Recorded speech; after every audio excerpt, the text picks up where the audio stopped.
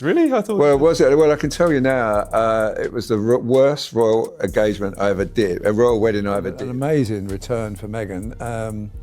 And, you know, as I say, just a tremendous coverage and positive name and nothing to do with the royal family. So I suspected that that was a lot to do with Meghan's thinking.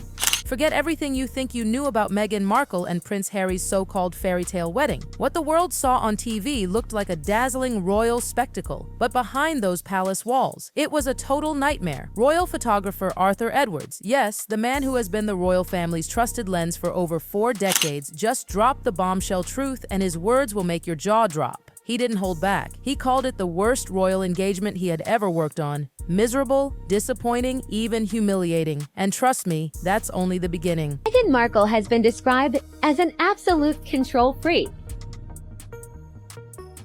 Arthur Edwards wasn't some outsider making guesses. He was there. He saw what really happened the moment the cameras stopped rolling, and what he revealed was chilling.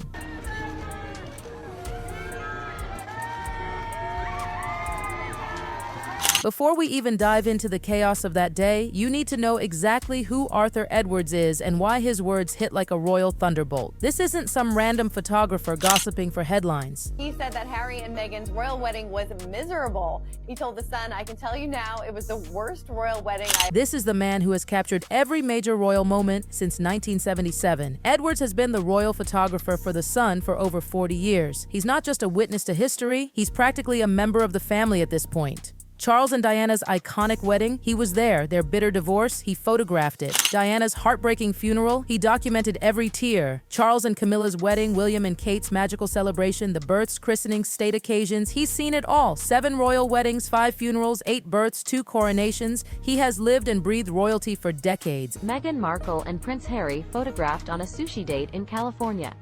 Last week, they celebrated their son. And here's what sets him apart. Edwards wasn't just standing on the sidelines. The royal family trusted him like one of their own. He's traveled with them around the world, shared intimate family moments, and built bonds with them that lasted generations. William and Kate even personally thanked him for his service. Harry used to laugh and joke with him during photo shoots. Imagine that. Harry, the very man who later turned his wedding into a battlefield, once joked with Edwards like a friend. This man knows them better than most courtiers. People are tired of that. I think they don't even, when Harry comes to London now, they don't talk in front of him because they know that. And through it all, Edwards never wavered in his respect for the monarchy. He wasn't there to speculate or sensationalize. He was there to document history with dignity. So when Arthur Edwards, with all that weight behind his name, calls Harry and Meghan's wedding the worst royal engagement he's ever covered, you better believe it's not hyperbole. It's not some clickbait headline. It's cold, hard truth. And especially as a woman, it's a lot. So you add this on top of just... His assessment was damning. What should have been Harry and Meghan's most magical day, the stuff fairy tales are made of, turned into an endurance test. A miserable disaster from start to finish. Edwards, who had covered everything from Diana's fairy tale day to Kate's graceful wedding, couldn't believe what he was seeing. Guests weren't glowing with joy, they were suffering in brutal conditions. The sun was merciless, baking Windsor Castle and turning the lavish event into a sweat-soaked ordeal. The seating arrangement here is atrocious. The Harry should have sat next to... The atmosphere wasn't romantic, wasn't elegant, it was suffocating. Women clutched their fans as if their lives depended on it, desperately trying to save their expensive makeup and hairdos from melting away. Sweat ruined looks that had cost thousands. Men tugged at their collars, fidgeting in designer suits that turned into ovens under the glaring sun. This was no celebration, it was survival. Arthur Edwards himself said it loud and clear. This wasn't just disappointing, it wasn't just hard, it was the absolute worst. And coming from a man who's endured outdoor ceremonies, unpredictable weather, and massive state occasions, that says everything. But what really stunned him was that none of it felt accidental. The discomfort, the chaos, it felt deliberate. Like the comfort of the guests didn't matter at all. I work so hard and I appreciate what hard work looks like. I like working. While the cameras captured perfect smiles and carefully staged moments for the world, the reality was brutal misery behind the scenes. Edwards was so disgusted, he admitted he couldn't get out of Windsor fast enough. And believe me, that was just the first red flag. He's denying the king seeing his grandchildren, and he's denying because the sweltering heat was nothing compared to the insult that came next, the seating arrangements. Inside the chapel, tradition and loyalty were tossed aside for sheer Hollywood glitz. Oprah Winfrey, who had only met Harry and Meghan once, was treated like she was actual royalty. She had prime seating, perfectly positioned for every camera angle. The Clooneys, George and Amal strutted in like they owned the place, landing front row seats despite never even having had a real conversation with Harry or Meghan before that day. Edwards couldn't hide his disgust. He called it showbiz nonsense, and he was right. Meanwhile, the true loyalists, the backbone of the royal family, were shoved aside like afterthoughts. Distinguished relatives, military veterans, senior royals who had dedicated their lives to service, banished to the back rows. Some squinting just to see the ceremony. Imagine giving decades of loyalty to the crown only to be upstaged by celebrities who were there for the cameras, not the couple. And poor Arthur himself, his view was blocked. The man who had faithfully served the family for over 40 years, completely disregarded.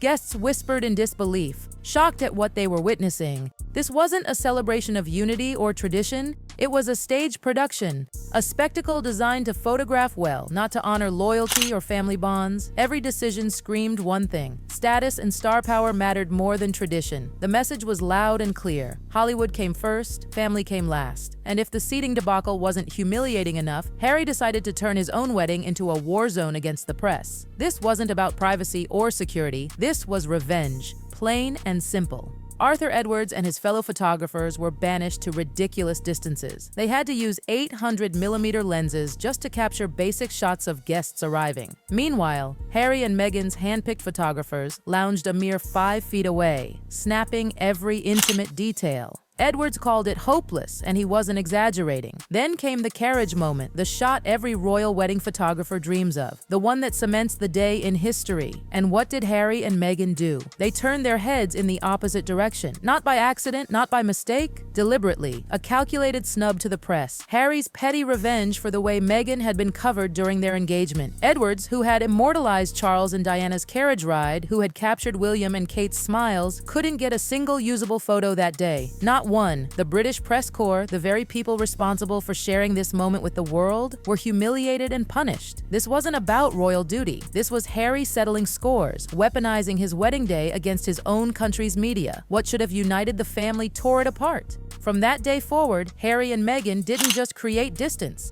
They slammed the door, welded it shut, and threw away the key. Invitations to royal estates? Refused. Family gatherings? Ignored. Harry demanded hotels, private security, and total control. They weren't interested in belonging to the family. They wanted to break away from it entirely. And the most heartbreaking fallout? The children.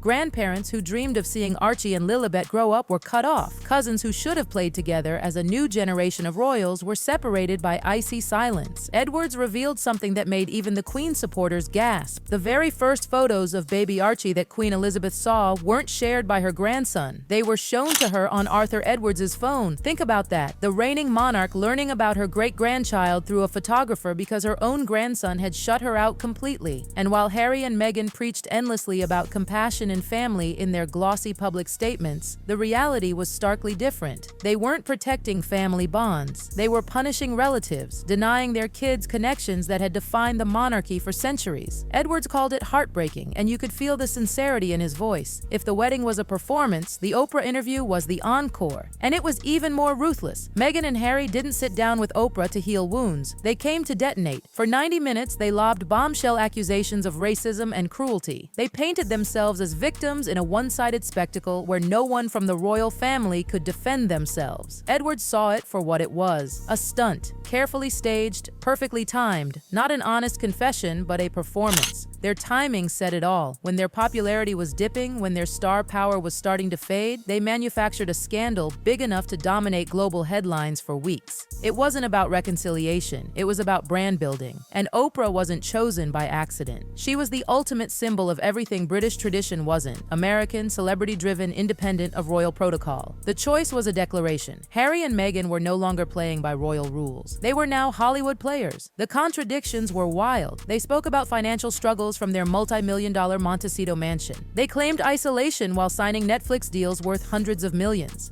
But none of that mattered because the narrative was more important than the facts. And the result? Total devastation. Trust that had taken decades to build was shattered overnight. Families already strained were torn further apart, and once again, the collateral damage landed on the children.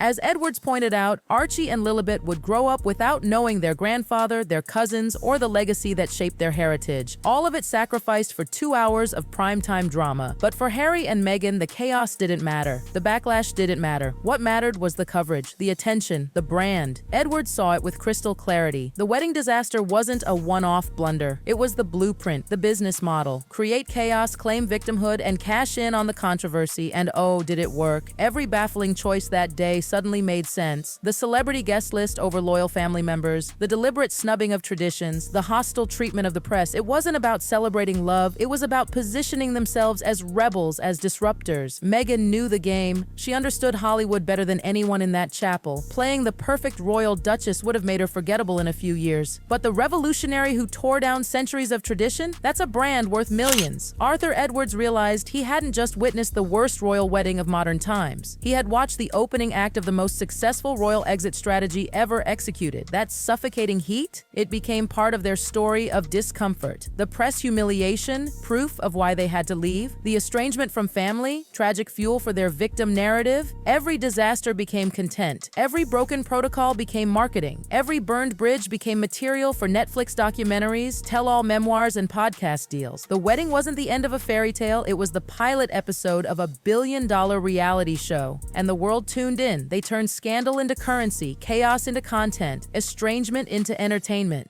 While the royal family tried to keep its dignity intact, Harry and Meghan built a media empire. Arthur Edwards said it best. This was the worst royal engagement he had ever worked on. But he wasn't just watching a wedding collapse. He was watching an institution being systematically dismantled from within, packaged as progress, sold as liberation. And the most shocking part? It worked. They walked away not as minor royals quietly fading into the background, but as global celebrities commanding millions. They didn't want to join the monarchy. They wanted to use it as a launch pad. And once it served its purpose, they abandoned it, leaving the royal family humiliated in the process. Edward saw it with his own eyes. Guests baking in unbearable heat while celebrities preened in prime seats, photographers punished, loyal royals humiliated, centuries of tradition trashed for better camera angles. Every mistake was deliberate, every scandal was scripted, every ounce of chaos was part of the plan. Harry and Meghan didn't stumble into controversy, they engineered it. And Windsor Castle, on that sweltering day, became the set of their greatest performance.